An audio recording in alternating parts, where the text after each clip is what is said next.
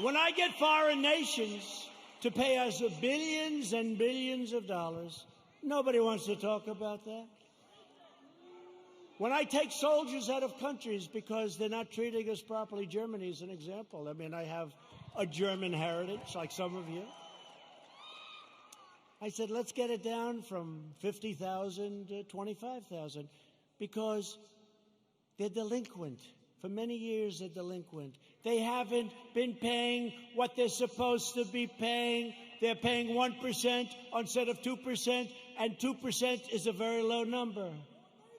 And they say, yes, we think by 2030, maybe 2032, we could get current. I said, no, Angela. Angela, please. Yes. Don't say that, Angela. It's true. You know who I'm talking about. Nice, by the way, very nice woman, very good negotiator. I said, Angela, that's a long time. This was in 2019. She said 2032. I said, no, Angela, that's not working. But I said, what about, because now they want to get current, but I said, well, what about the last 25 years, all the money you owe us? Everybody forgot about that. They forget about all the money that wasn't paid. I said, what about the $1 trillion that you really owe? So we're negotiating, let's see. But in the meantime, we're reducing our troops. Remember this. Remember this. We're supposed to protect Germany from Russia. But Germany is paying Russia billions of dollars for energy coming from a pipeline, brand new pipeline.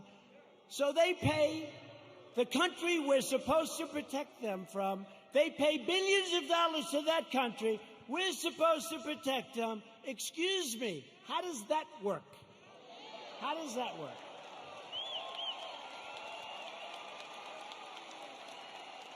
And the great thing is with Jim Inhofe and with James Langford, likewise, when they just said they love you, James.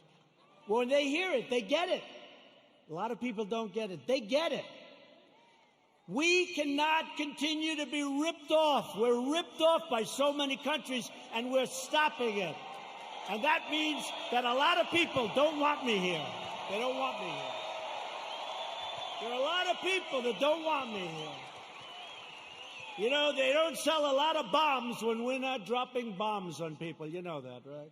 It's called the military-industrial complex. When rioting and looting broke out in our nation's capital, I very quickly deployed the National Guard. I said, get them in. After watching for an evening or two, we stopped the violence and restored peace and order to the streets. And last night they had a little breakout again. They ripped down a statue that was 110 years old, beautiful piece of art, in front of the police precinct with our radical left mayor watching on television. We're not happy. That's going to be very expensive for D.C. They're always looking for money. We need more money. We always need more money. And then they don't do the proper job. So it's not going to be good for Mayor Bowser. Mayor Bowser. They were heading over to the Jefferson Memorial recently. And they wanted to do damage to our great, beautiful Jefferson Memorial. Not going to happen. Don't worry about it. We have it surrounded with very strong people. The choice in 220 is very simple. Do you want to bow before the left-wing mob, or do you want to stand up tall and proud as Americans?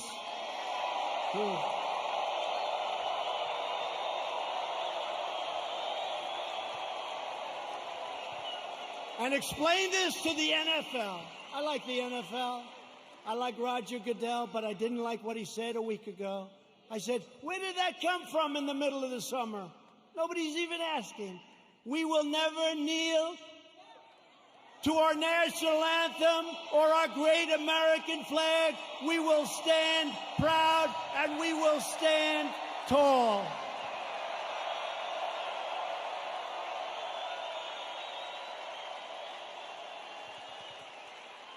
I thought we won that battle with the NFL. Their stadiums were emptying out. Did you see those stadiums? It took them a long time to get you back. A lot of people didn't like that. You know, a lot of people that you wouldn't even think would care that much. I've had people that I said, these are super left liberals, and they didn't like it. Joe Biden and the Democrats want to prosecute Americans for going to church, but not for burning a church. They believe you can riot, vandalize, and destroy, but you cannot attend a peaceful pro-America rally. They want to punish your thought, but not their violent crimes. They want to abolish bail, abolish and open up your borders. They want open borders, let everyone, and by the way, we're doing so well. We have a record this month on the borders. Nobody's coming in. Very few people.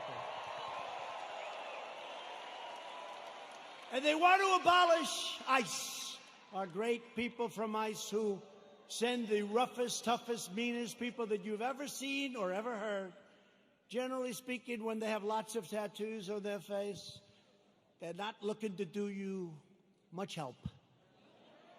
ICE, they're rough guys, they're rough, they're great Americans, they're rough, but they'll walk into, they call them a pack. They'll walk into a pack of tough MS-13 gang members. And you know, we shouldn't say this, it's not nice. They want us to negotiate. They start swinging, and the others start swinging. Everybody's swinging. At the end, they carry them back, and they throw them into the paddy wagon, right? They're great. And these people want to get rid of ICE. They get rid of murderers. They get rid of rapists. They get rid of the worst scum on earth.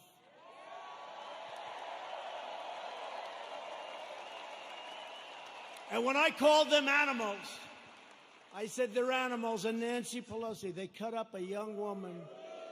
They cut up a young woman, and her friend cut him up with a knife because it was more painful, dead. Cut him up with a knife because it's more painful, takes longer than shooting a gun. They cut him up. I said, these are animals. And Nancy Pelosi said, these are human beings, they're not animals.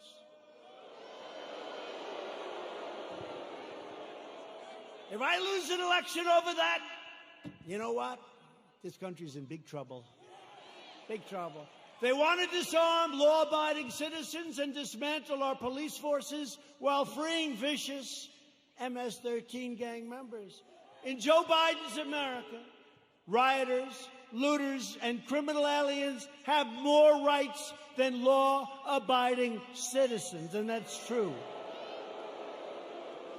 In my administration, we defend American citizens, and we deport MS-13 members.